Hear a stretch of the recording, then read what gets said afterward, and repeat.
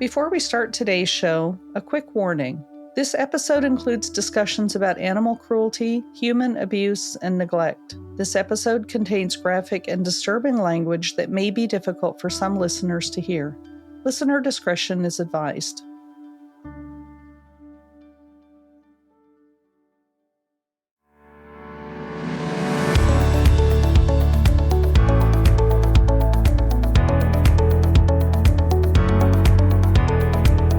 Welcome to the VCA Voice Podcast. I'm your host, Dr. Marie Kerl. Our goal with the VCA Voice is to showcase how VCA Animal Hospitals is taking care of the future of veterinary medicine. We'll bring our purpose to life through meaningful conversations about care, our culture, and the communities we serve.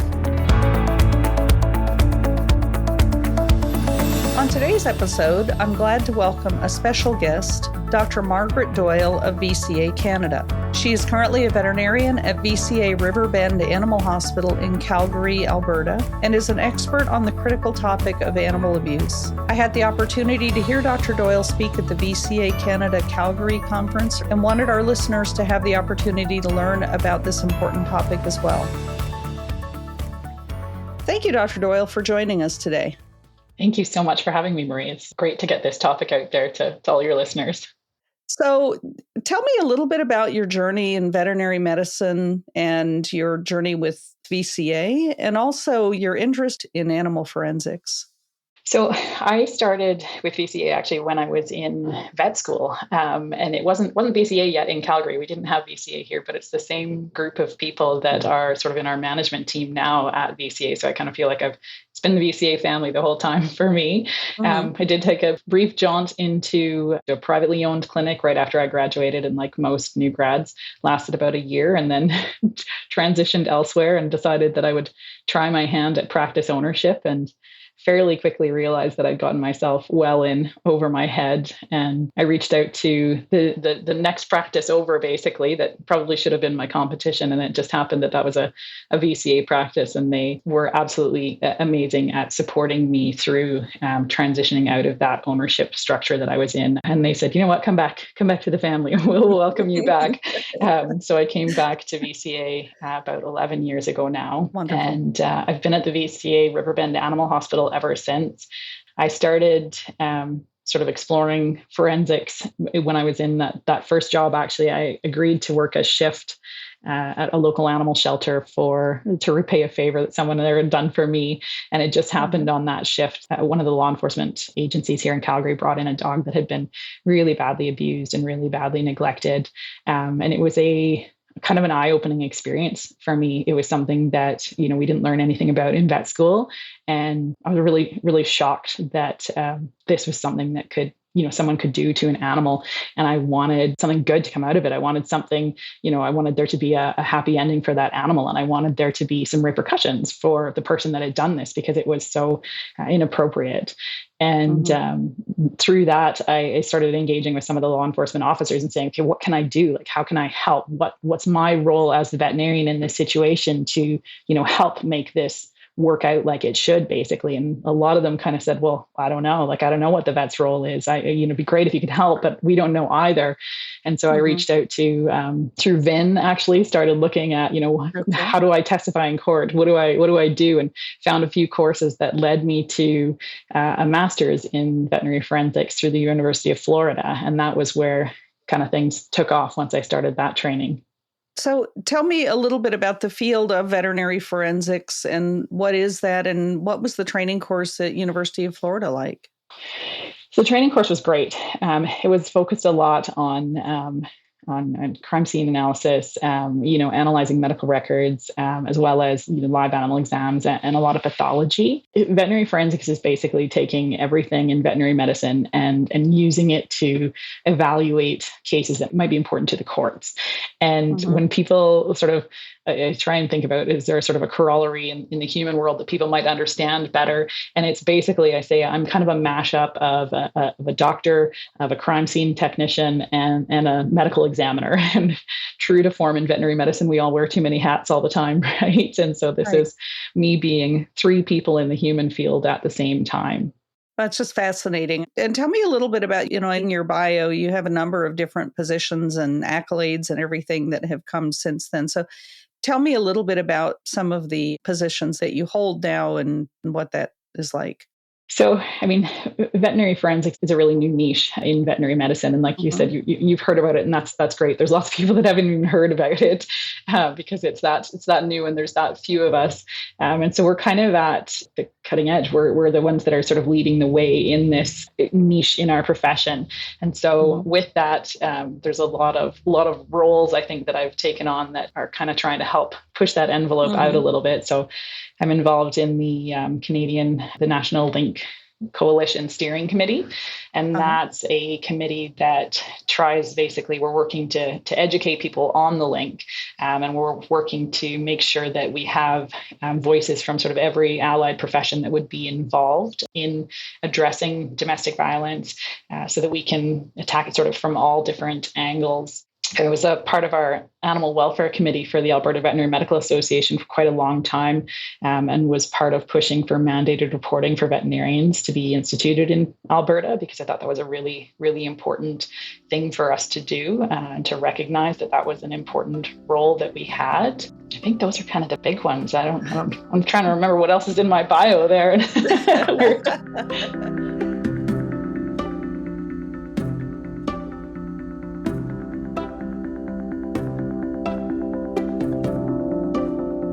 You brought up the term the link, and that was much of the lecture that I heard. Tell me a little bit about what that means and what is the link you're talking about?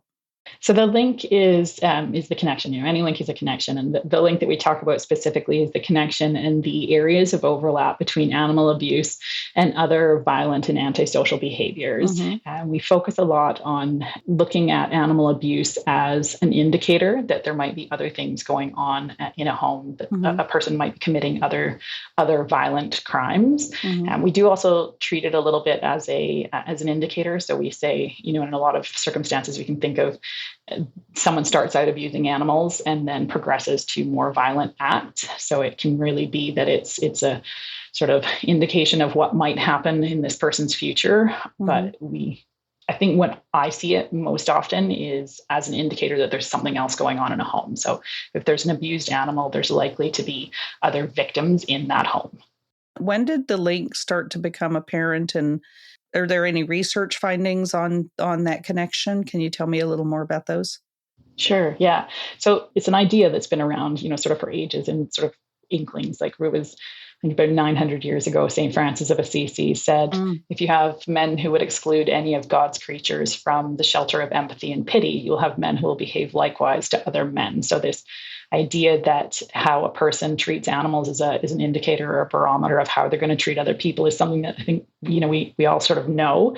And I think really ingrained in all of us, we know that that's true as well. And it's one of the interesting things that I found when I started learning about the link was, as soon as somebody kind of puts that name out there and says, this is what we're calling it, you think, yeah, well, that really makes sense.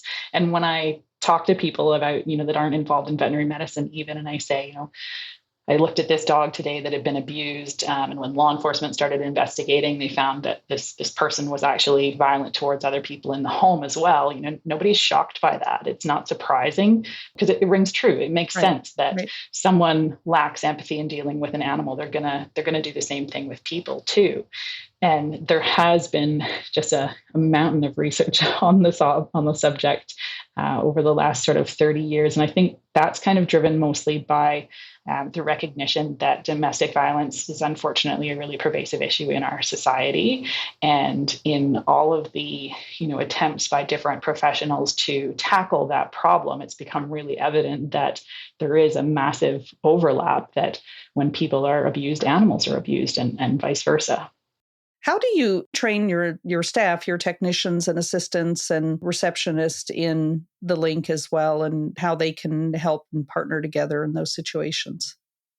So we talk about it a lot in our practice. And I do think that just having a conversation that it exists and that it's something that we are potentially going to see in the veterinary clinic is a huge, huge first step. And I've been really impressed with my staff that they often pick up on these situations before I do even. Wow. The receptionists see these individuals interacting in the waiting room, or they get the phone calls. They often get more of the sort of personal contact with those people than I do in the exam room when I go in and I'm focusing on the animal. We like to kind of strike as much of a group sort of collaborative approach as we can, because we're each going to have a little piece of this scenario. And so, we have at our clinic, if there's anybody's having an alarm bell go off, anybody's thinking this is a little bit of a red flag moment, then we're going to pass that along to the next team member who can maybe ask a little bit more probing questions, and then comes to me before I even go into the exam room, so that I can be kind of mentally on the watch for what's going on. Right. Also, in your lecture, you mentioned that domestic violence victims are really unwilling to come forward in many of those situations. How can we help change that? And how does the recognition of the link between animal abuse and other violent behavior help us in those situations? So it is definitely a common problem that domestic violence victims don't want to come forward. And there's a huge host of reasons why that is. And when we're in domestic violence conferences and things, we talk a lot about the barriers to people getting out of these violent relationships, and animals, unfortunately, are typically a huge barrier.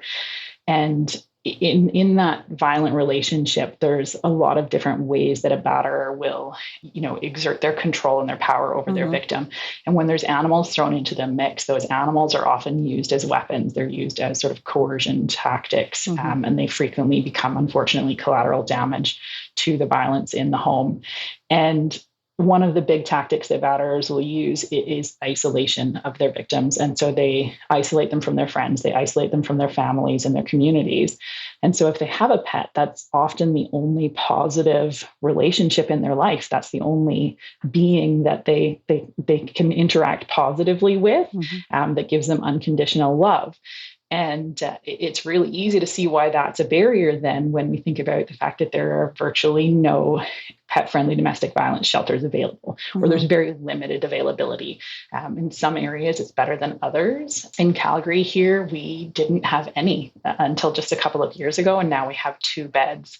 Wow. And, we're a city of over 1 million people. That's a pretty small number. And so then, we understand very well how strong that human-animal bond is. I mean, that's why we do what we do, right? Yeah, why we stay in this profession. And to say to, if you have a person trying to get out of that violent situation, say to them, you either have to leave your pet there with this person that's been violent towards you, and probably the pet as well, or look at, rehoming them.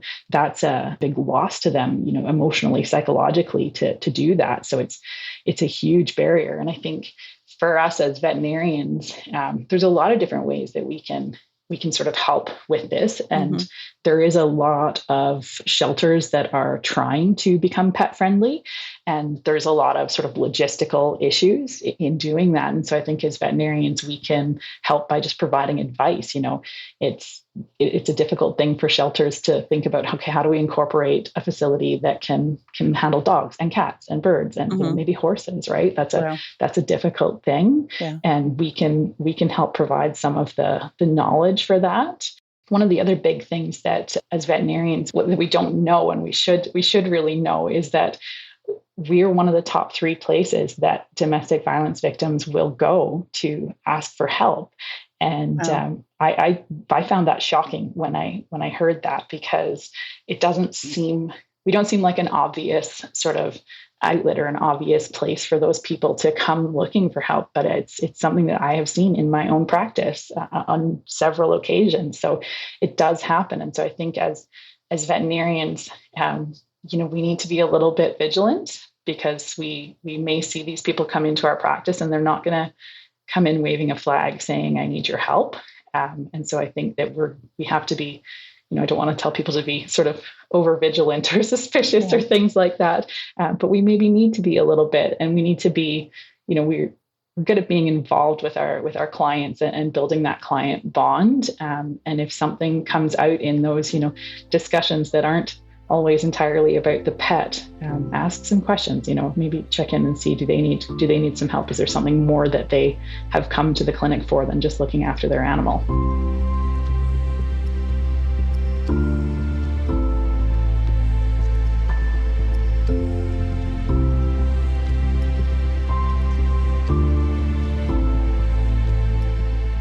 Walk me through that a little bit more. So what is that moment that would lead a victim to reach out for help, and how can we best be there to help them? Yeah, these are tough questions for sure, absolutely. but good ones, right? The majority of situations, we're seeing animals come in with a domestic violence victim, and that animal itself is going to have been a victim as well. And they've actually genuinely brought the animal in for help. And so picking up on some of the indicators that that animal might be a victim of abuse should then kind of lead you on to thinking, okay, this is an abused animal. We know that there's such a strong overlap. We know that if we have an abused animal, there's a likelihood of someone in the house being abused, and then asking questions of that person as well. And so some of the big things that we can look for in animals are specific injuries. It is one of the big ones. Working in a veterinary hospital, you see animals that have accidents, and the injuries that animals suffer in accidents are fairly sort of standard, right? They're predictable. We see the same kind of injuries in cats that are hit by cars and dogs that are hit by cars. And those are realistically the most common accidental scenarios that we have.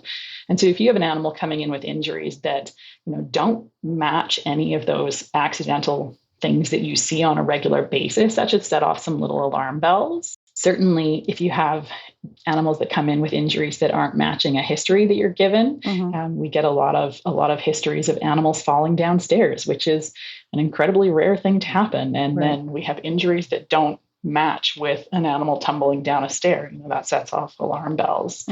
If you have animals coming in with repetitive injuries, so the same cat coming in with broken ribs, or same cat coming in with pulled tails, or the same family bringing in subsequent animals with the same injuries, then that should set off alarm bells for people. And it's a tough one to detect. And I will admit that I have had animals come into my practice that were victims of abuse, and I've missed it. And this is my area of specialty, right? So you're not gonna catch them all. But I think even sort of mentally preparing yourself for the fact that these animals might come in is going to put you, that one step forward, that you may pick up on something. Because as veterinarians, we don't want to see abuse in animals, right? We all wear rose-colored glasses where everyone treats their animal wonderfully and looks after them and does all the prophylactic medicine that they should, but it's not reality, right? So taking off those glasses and considering, okay, is there a possibility that this is not what it appears to be? So how would a victim reach out to us for help in those situations? And what if the abuser and the victim are there together with the pet? That is absolutely the most common scenario, is that the abuser and the victim are there together, because typically that abuser is going to want to accompany them to the vet so they don't say something they shouldn't, so that they don't reach out for help or ask for help. And so I know we've had a few scenarios like that, and we've gotten creative about trying to separate those two individuals in the clinic so that you can have a quick sort of one-on-one check-in with if you think that it's a domestic violence victim you're dealing with, so you can just have a quick check-in with her or him. I don't want to put it out there that it's always women. I fall into these sort of gender normative roles. But if you can separate those two people for even a minute, we've done things like said, oh, hey, this paperwork wasn't just quite filled out right. Can you just pop out to the front desk and fill that out? Or can you just come and check on this computer out front or something like that, to just give you a moment to allow that victim to interact directly with you if they want to. And if that abuser is there with them, then that is a little bit of a dangerous time for that victim. And unfortunately, realistically, for the staff potentially in that hospital as well. So we've had scenarios where we've let the appointment roll like normal, and we've sent those individuals home, and then we've contacted law enforcement to say, hey, I think there's something more here. And then the vast majority of the time, they'll have a history with these people. And so they know who we're talking about when we call them. Can you comment a little bit on children and more specifically when children are abusing animals, and why does that happen? And what is that telling us in those situations? So they're always some of the most difficult cases that I work on, because of course the law enforcement response to those ones has got to be quite different. We can't charge children, and it's not really their fault, right? And that's the big difficult thing when children are abusing animals. It's a response or a reaction to the environment that they're in. It's either learned behaviors where someone else in the house abuses the animals, so that's what I do too, because that's how the animals are treated. We have a lot of situations where we have sort of habituation or desensitization, where a home that's just constantly a violent place, that's what happens, right? Everyone is violent towards everyone else. And there's that lack of understanding from the children that's not appropriate, because that's what they see all around them. We do see, unfortunately, scenarios too where children themselves are abused, and then the animal abuse is a redirection or sort of a reenactment of what's happened to them. And those are, anytime there's a child involved, it's a very difficult situation, because that there's so much more going on in that home, and to see these children that are vulnerable victims themselves exhibiting these behaviors, just reinforces that there's something that's happening to them as well. And so you have immediately at least two victims. So they're difficult scenarios for sure. Are there any specific scenarios or cases that stick out to you, or times that you feel that this has been a big win? Yeah, I think, that's probably why I keep doing this, is because there has been big wins, basically, right? And they're all a little bit different in why they're a big win. Sometimes it's that the animal comes out of it doing well, and sometimes it's that we set good precedents. Maybe one of the ones that was a kind of a turning point, I think, for law enforcement here in Calgary, that maybe got a lot of our officers in Calgary to kind of start paying attention to the link. We had a victim that had reached out to law enforcement on numerous occasions, and I first became involved in this case because one of the officers called me and said, "Hey, can you examine this dog for us? We've kind of cooperatively seized it from a woman that we think is a victim of domestic violence." And so I said, "Okay, what's the story behind it?" And they said that it was actually the alleged abuse had potentially occurred sort of 3 or 4 months previously. So I said, well, I'm not likely to find anything on the animal now, but we do a lot of chest x-rays on animals that we think have been historical victims of abuse, because a pattern of rib fractures can be really suggestive of non-accidental injury. And so I said, yeah, we'll look at the dog, and if we see rib fractures that look like they could be 3 or 4 months old, then maybe we can corroborate her story. And sort of asking more questions. This dog came into the clinic, and I said, I want to sedate him and take x-rays. And I said, I need him for probably a couple of hours. And this victim agreed. And when they then took this victim back to the police station and said, just come hang out with us while we wait for your dog to be ready. And, speaking to the officers afterwards, it turned out that they had been to this home, I think, like 40 or 50 times in a year or 2 year span. And this victim had called every time 911 for assistance. And then by the time the police got there, she said, no, we were just having an argument. It got out of hand. Nothing physical happened. Don't need your help. Thanks for coming, kind of a thing. And every time they said that they knew there was more to it, but she just wasn't ready to let them know about it.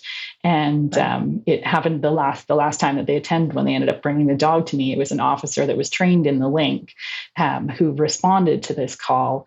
And when she said, no, everything's fine, the little dog sort of walked by the door, and he said, hey, tell me about your dog. Started asking questions about the dog, and kind of gaining this woman's trust through her animal, and talked about his dog. And, I have a little dog too, things like this. And they're really, big parts of your lives. And, he knew immediately that this was a way to kind of get his foot in the door. And so in talking to her, she eventually disclosed that her partner had abused the dog. And that 3 or 4 months previously, he had gotten angry and put the little dog in his crate and shook it and threw it down the stairs. And the dog had started having seizures. So she'd taken the dog into an emergency facility, and of course with her abuser, unfortunately. And so didn't disclose what had actually happened to the animal. And the vet that saw the dog had written in his notes that he suspected that this was not accidental injuries the dog had suffered, but this was the story he was getting. So he treated the animal and sent them on their way, because he didn't have any evidence. He didn't have anything that he could really go on.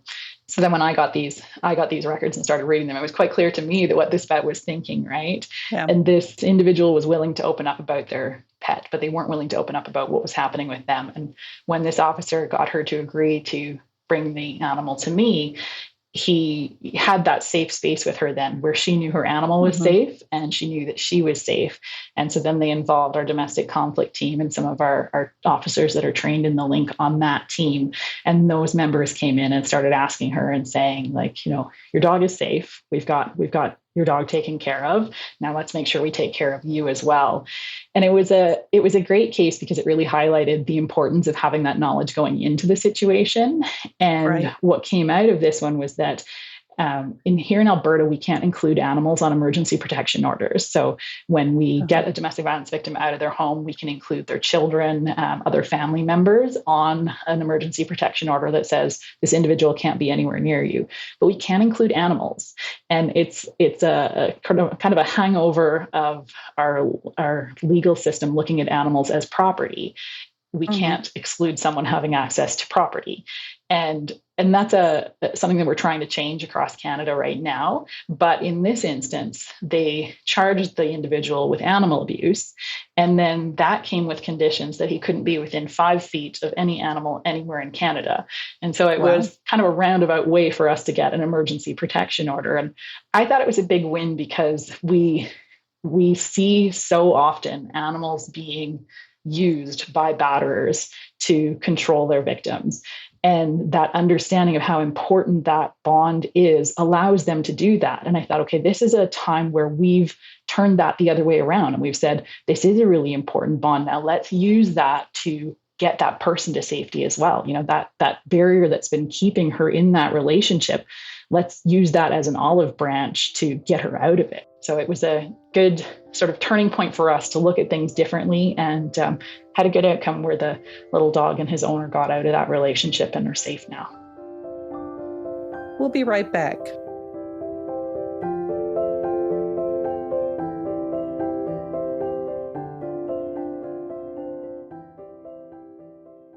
How has your relationship changed and evolved with your local law enforcement agency and legal entities?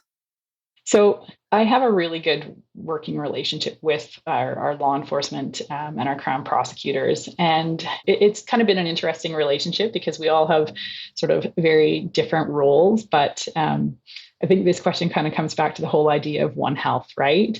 That the One Health approach says we need to work with allied professionals to tackle whatever sort of branch of the umbrella we're working on. And I think because there is such a strong overlap, we're looking to combat violence against human and animals at the same time, right? So we need to engage those allied professionals and make sure that everyone is doing the best they can within their own lane. And my relationship with the law enforcement and the Crown prosecutors has sort of evolved out of a need to educate our own people within our own professions and a need to educate each other's professions about what we can do as well.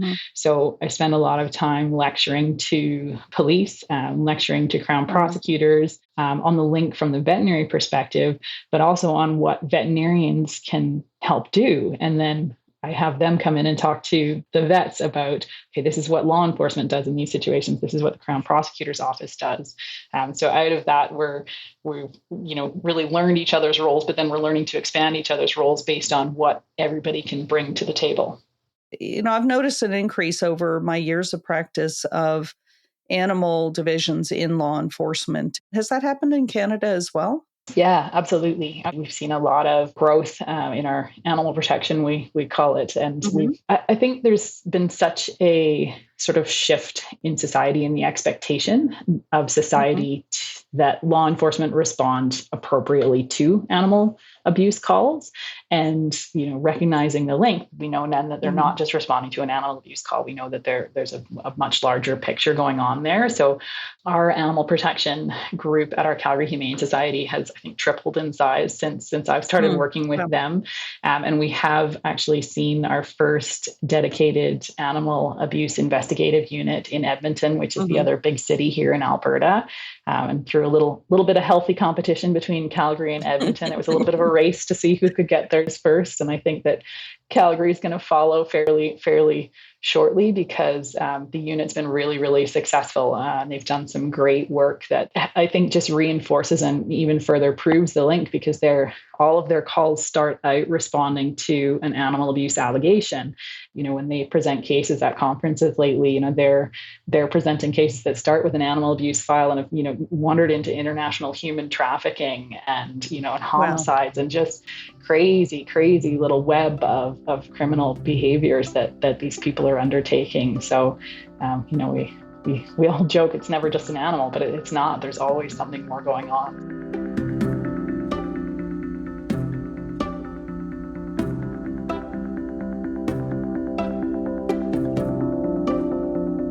For people that are out there and want to get more involved and want to do more in their community, I know you've provided a number of resources for Canada, and in the show notes, we're going to include those and some resources for the United States as well. How do you direct people to learn more in their communities, or somebody who wants to become involved in this area in veterinary medicine? So I'd say most of the time, reach out to your local animal shelter, because the setup is going to be a little bit different depending on where you are. And a lot of shelters have animal protection sort of bylaw, SPCAs that run out of them. Mm-hmm. And engaging those people and finding out what is going on in your community right now and what resources there are, where you can potentially be involved is a great step. I usually encourage vet clinics, wherever you are, whether you really want to be involved in this or not, to find a connection nearby in law enforcement that works on animals, whether it's a bylaw, an SPCA officer, or for us, a police officer here in Canada, because having that one connection and finding that one person that's maybe working in this field is going to help you if a case does come into your practice. Someone that you can call already. You don't have to go madly sort of scrambling looking for phone numbers, and reaching out to that person if you do want to be involved. Say, hey, I'm a vet that's interested in this. I'm willing to help out with these cases, and you'll probably be inundated with them as soon as you say that, because I think law enforcement are really looking for veterinarians that are willing to help them out in these cases. And then what about on the prosecution side? You've served as an expert witness a number of times. It seems like that process might be kind of scary or intimidating if you're just getting started in it. So how do you become an expert witness to protect the animal and the people in that situation, that abuse situation? So, it definitely can be a scary thing. And I think probably a lot more so in the States than it is here in Canada. I know I have some colleagues that work down there that say that the defense attorneys can be fairly ruthless. Yes. And in Canada, for the most part, it's a much more sort of collegial sort of discussion that we have when we go to court, which is a lot nicer. There's a couple of courses on VIN that talk about being an expert witness. So if it's something that you've got to do, have a look up those courses, because they are really good. But I think that everyone has this perception that everything we say is going to be questioned. And really bizarrely, veterinarians are one of the most trusted experts at court. The only people that trump us are firefighters, apparently. Wow. But for veterinarians, it seems the courts believe what we say. And if you believe what you say, you've got to, if you're going to go to court and testify on it, then that's going to come across, right? So I think lots of prep work and a bit of a thick skin. Anybody can go to court and testify. Well, I believe that we're about at the end of our time. And Margaret, I just want to thank you so much for your expertise in this area and your passion and commitment to helping animals and helping people.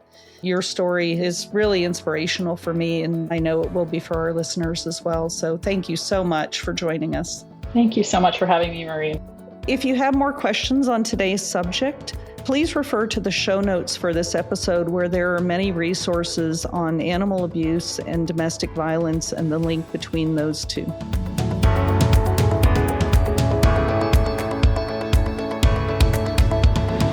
Thank you so much for listening in. If you enjoyed today's episode, please consider subscribing. Don't forget to leave a review to let us know your thoughts, and share the episode with friends.